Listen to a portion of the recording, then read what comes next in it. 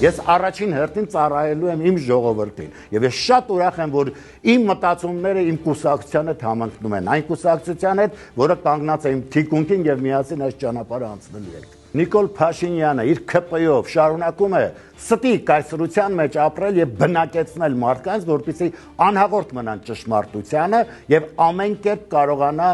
օգտագործել իր կուսակցական շահերի համար, որը երբեք էլ կապ չունի իմ երկրի, իմ ազգի շահերի հետ։ Մենք չպիտի մարդուն թողենք, որ անասնակալած կրքերին գերված մնա, ինչպես մեկ ԿՊ-ն է վարվում, չէ՞, իր ամբողջ ուժը, եռանդը ներդրում է գումար շորտելուն։ Ամեն ինչ անում են, որպեսզի կարողանան հերթական հարկն ու տուրքը ավելացնեն, այս ժողովրդին